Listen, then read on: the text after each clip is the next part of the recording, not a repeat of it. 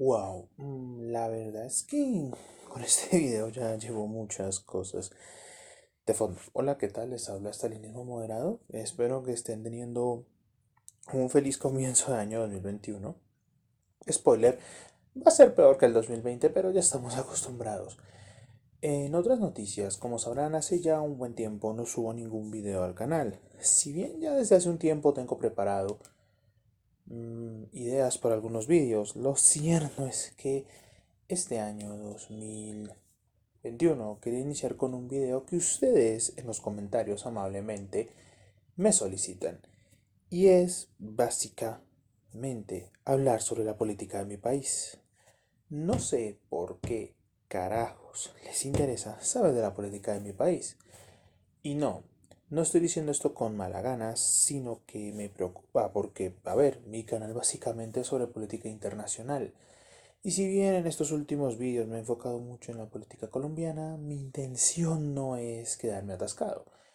Pero como veo que ustedes desean un tipo de contenido respecto a ese tema, pues disfruten del contenido.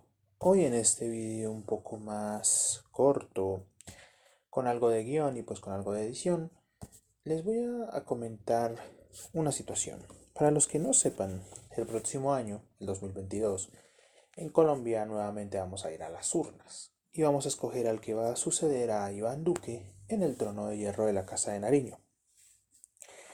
La verdad es que la situación es bastante compleja y bastante difícil. Por cuestiones de tiempo no voy a abarcar todo en este solo vídeo. Hoy me voy a enfocar principalmente en la derecha. Sí, nuestros amiguitos a los que les gusta ser conservadores y decir que los niños tienen pene y las mujeres vulva. Pero omitamos eso. Volviendo al punto, hoy voy a hablar sobre la derecha. Probablemente en unos meses más adelante haga la segunda parte hablando de la izquierda. Esto lo digo principalmente para quizás ahorrarme un poco de tiempo y que el video sea un poco más disfrutable, porque nos conocemos. No les gusta mi voz de abuela y ustedes desean un buen contenido de calidad y yo deseo dárselos.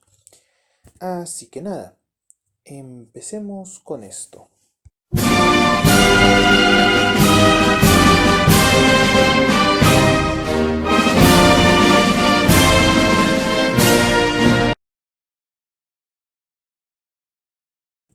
Para iniciar con esto, tenemos que ver la situación actual del gobierno de Iván Duque, nuestro actual presidente. Y lo cierto es que la verdad es que es muy difícil analizar esto. No, no me malinterpreten. No es que el país esté en la hecatombe, pero Iván Duque no ha superado las expectativas que muchos esperaban y que reposaron sobre él. Verán, prácticamente Iván Duque se vendía como una especie de regeneración desde la derecha y venía a dar ciertos cambios sobre la política colombiana. Pero todo eso resultó siendo humo, mucho humo. Sí, hubo gente que se llegó a creer que lo de menos impuestos, más salarios.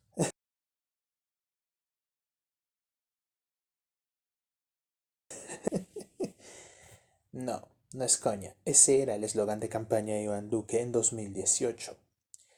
Y lo peor es que casi 3 años después, la realidad es que el hombre tendrá que subir los impuestos por temas sociales y nos va a crear una reforma tributaria que nos va a doler a todos. Pero ya, volviendo a centrarnos, el gobierno de Iván Duque muchos lo podrían catalogar como un fracaso. Personalmente, en parte, comparto esa opinión, pero creo que hay que matizar. Duque trató de traer cosas bastante buenas, como por ejemplo hablar de paridad de género en los ministerios, aunque al final parece que no lo va a terminar cumpliendo, y tratar de renovar un partido como el Centro Democrático, que era un partido ya con bastantes figuras cuestionadas.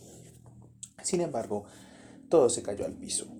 En prácticamente su primera parte de gobierno, más o menos entre la segunda mitad del 2018 y todo el 2019, Iván Duque se caracterizó por muchos problemas. Primero, la presión social de varios gremios sindicales en el país. Un ejemplo de esto serían los estudiantes que se le manifestaron constantemente a Duque. Por otro lado, tenemos la cuestión de que su gabinete ministerial estuvo constantemente cuestionado. Ministerios como el de Defensa y el de Hacienda fueron los que más resultaron perjudicados. Tanto es así que prácticamente ambos ministros, bueno, los tres ministros que ocuparon las dos carteras respectivas que estoy mencionando, fueron llevados a revisión en el Congreso. Aparte, gracias por el estatuto de la oposición. Pero como podemos ver, el gobierno de Duque se caracterizó por eso. Y es aquí donde entra la cuestión. Duque trató de mantener una mano más flexible en estos temas. Es decir, sí utilizaba la represión policial, pero también trataba de llegar a consensos. ¿Está bien? Puede ser. Sin embargo, Duque también se desconectaba muchas veces de la realidad. Su política de la economía naranja, que sí, tengo un video pensado para hablar de esa cosa porque yo ni siquiera a día de hoy, casi 3 años después, entiendo qué es esa gilipollez. Y parece que muchos colombianos no funcionó para nada. Prácticamente el país tuvo muchos problemas y tuvimos que recurrir a otras medidas como exportar aguacate. No está mal, es algo bueno con el ambiente. Pero volviendo con los detalles, la realidad es que el gobierno de Iván Duque desde el principio se sabía que iba a ser cuestionado. Ya habían figuras políticas allí muy cuestionables como el ministro de Hacienda Alberto Carrasquilla y el ex ministro de Defensa Guillermo Botero. Y pues desafortunadamente Duque tuvo también una especie de luz al final del túnel llamada pandemia del COVID-19. Y no tomen esto como si estuviera alegrándome de esta pandemia para nada. Prácticamente la pandemia le salvó los papeles a Iván Duque. Porque sí, si no hubiera sido por la pandemia, prácticamente sus otros años de gobierno estarían jodidos. Sin embargo, Duque aquí también va a tener un problema. La historia lo va a recordar no por sus aciertos a nivel gubernamental, sino que será recordado por el manejo de la pandemia. Y en ese campo, ah, podríamos decir que es complicado establecer si Duque hizo un buen tratamiento de la pandemia o no. Cosas como, por ejemplo, ordenar cuarentenas prioritarias fue algo positivo, a pesar de que al principio, cuando algunos gobernadores locales quisieron hacerlo, Duque sacó su típico niño inmaduro y prohibió este tipo de cierres. Aparte de eso, Duque también por la desesperación y principalmente por presiones de algunos gremios, tenía que decidir si abrir nuevamente la economía o no hacerlo. La realidad es que si lo miramos en perspectiva, Duque supo tomar buenas decisiones. Ojo, no con esto le estoy lavando la cara a Duque.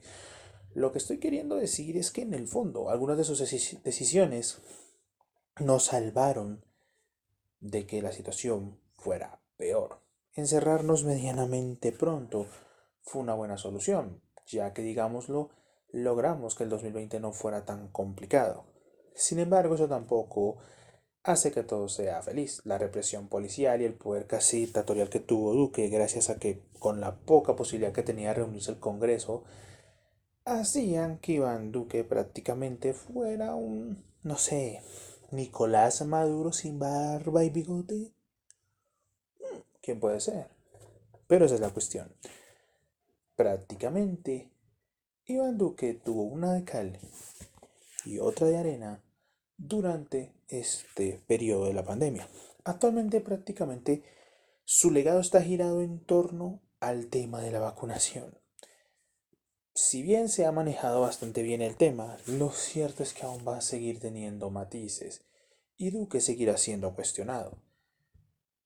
La realidad es que obviamente no podemos juzgar aún, sino que lo hará la historia, si Duque hizo bien en la pandemia o no. Obviamente también Duque va a tener la culpa de si sale mal parado del gobierno, ya que como dije anteriormente, Duque tiene preparada una reforma tributaria que podría joder nuevamente a la clase media y clase baja del país y obviamente ayudar a los ricos, porque prácticamente ninguna de sus reformas tributarias ha ayudado a los pobres.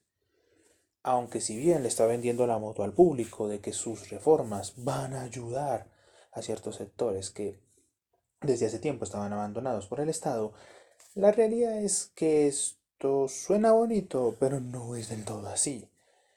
Tendremos que esperar qué ocurre, si finalmente dicha reforma es aprobada o no.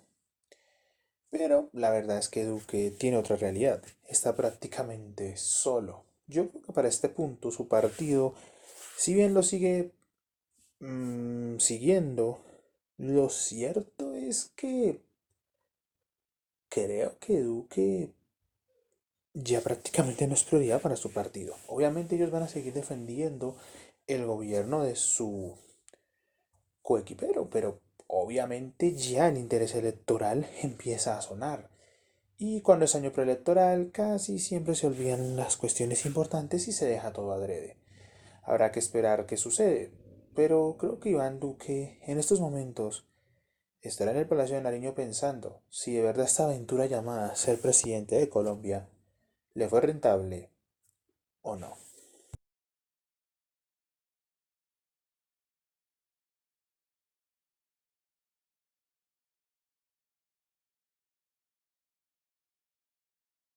Y para este punto ustedes se preguntarán, ¿cuál es el panorama de la derecha para estas elecciones?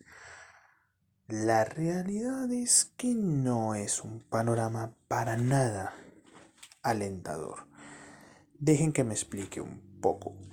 Desde que Duque llegó al poder en 2018, su partido, el Centro Democrático, ha cosechado alguna que otra derrota. Y ojo, no son derrotas pequeñas. En 2019, por ejemplo, en las elecciones regionales, fueron el partido que quedó peor parado a nivel regional. El músculo que les ayudó a subir Iván Duque en 2018 pareció desinflarse en casi un año y unos meses, lo cual demuestra que si no hubieran sido por las alianzas, o quizás porque el gobierno de Duque para ese momento ya había incumplido algunas de sus promesas,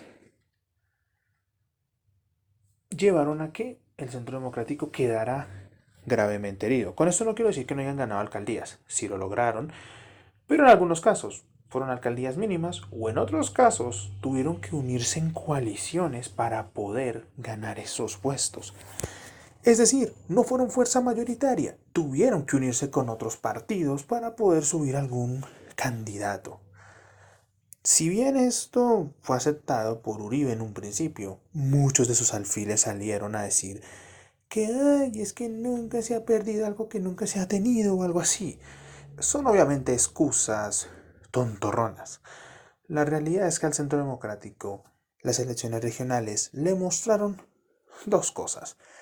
La primera, que al parecer no tienen tanta fuerza a nivel regional. Y esto pues no es extraño. Es un partido que apenas va a cumplir 8 años de existencia. Que ojo, que tiene figuras importantes, pero es un partido relativamente nuevo. Y también por otro lado, seamos claros, la figura de su líder espiritual, Álvaro Uribe, también está en decadencia, lo cual obviamente conlleva que la gente no los tenga en cuenta.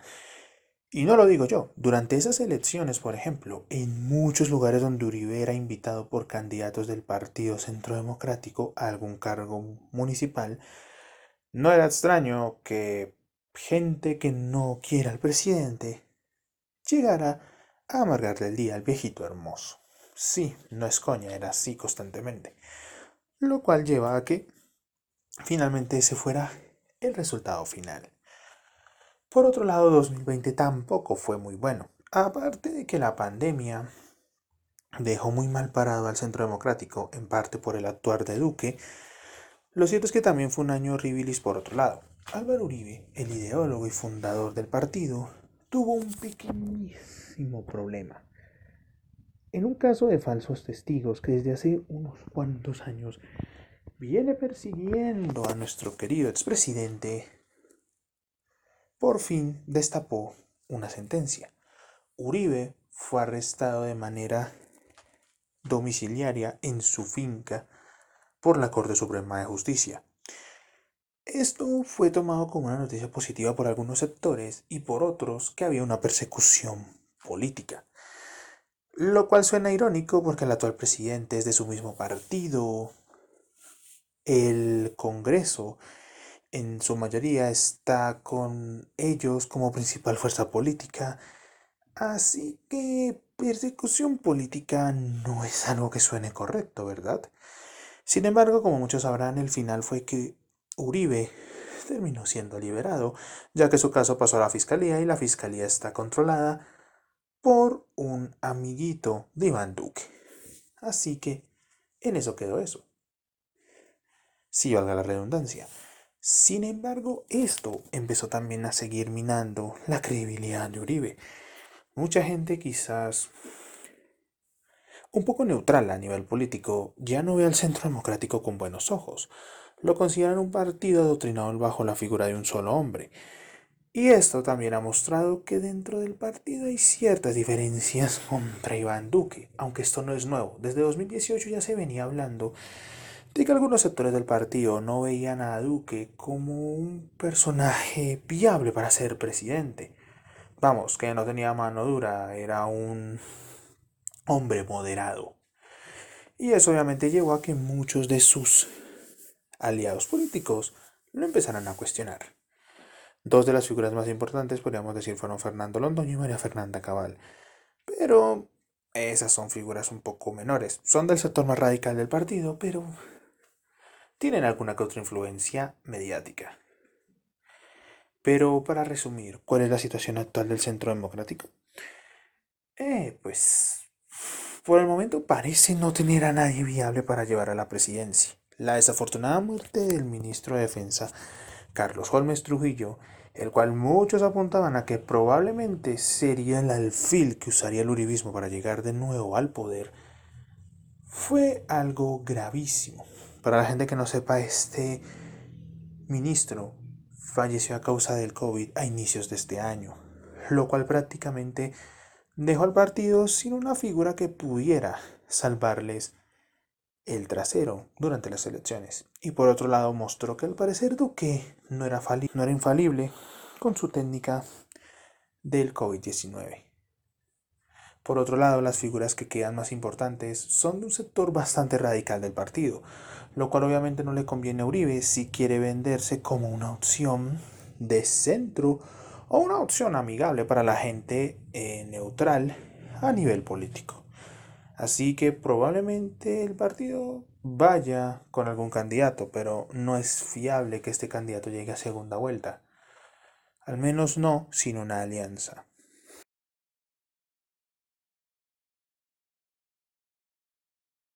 Por otro lado, se presentan otros escenarios fuera del uribismo. Mucha gente piensa que prácticamente la derecha está monopolizada por el centro democrático. Pero no, mis amigos, también hay otras alternativas y otras opciones. Una de estas es la de Alejandro Char. Para la gente que sea fuera de Colombia y que no lo conozca muy bien, este hombre hace parte de un clan político bastante importante en el norte del país y que con el tiempo han ganado cierta influencia en este mismo territorio.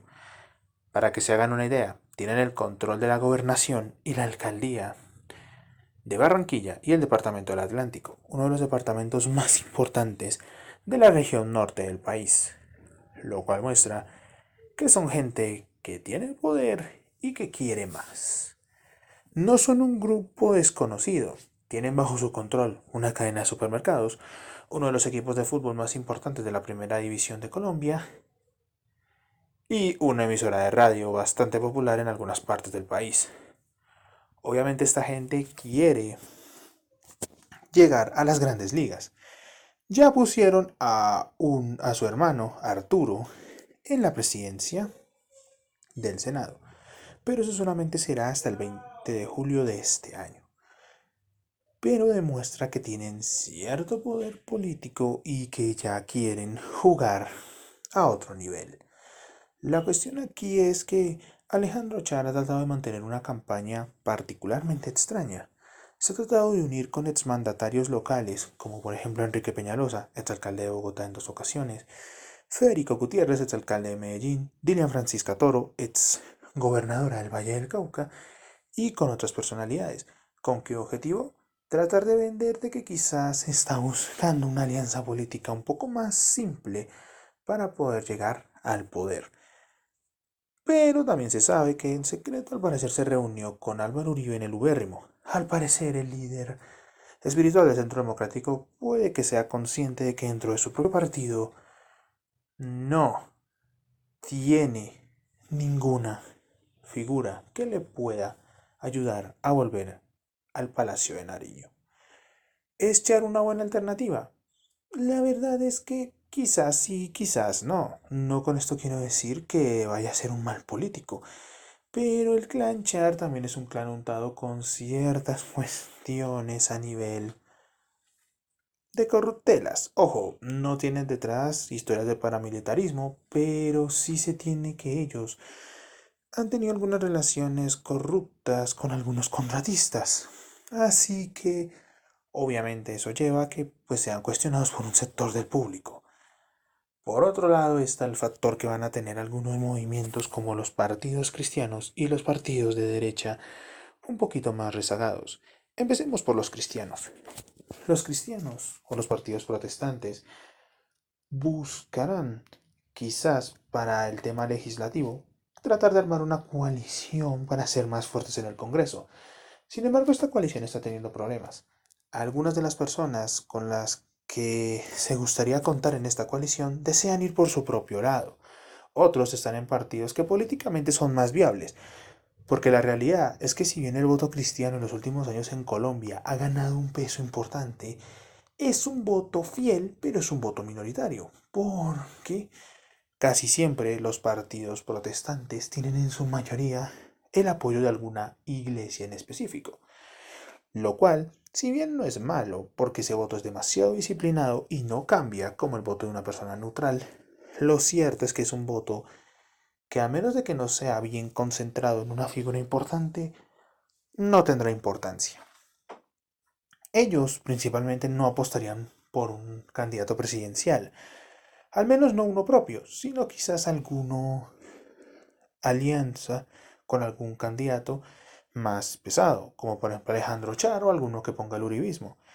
Pero lo cierto es que el voto cristiano tiene que tenerse muy en cuenta para estas elecciones. Por otro lado, los partidos de derecha un poquito más débiles probablemente se van a unir en coalición al candidato que mejor de sombra. Partidos como el Partido Liberal o el Conservador son un ejemplo de esto. Han pasado de ser los partidos más tradicionales de nuestro país a prácticamente simplemente ser votos para un candidato mucho más importante. Por ejemplo, el conservadurismo probablemente se una al centro democrático en primera vuelta, ya que tienen a ciertos personajes en común. Y por otro lado, los liberales no se sabe qué vayan a hacer. No creo que vayan a hacer como el ridículo que hicieron en el 2018 y lanzar un candidato propio. Lo más probable es que se unan en alianza con alguna candidatura que les convenga.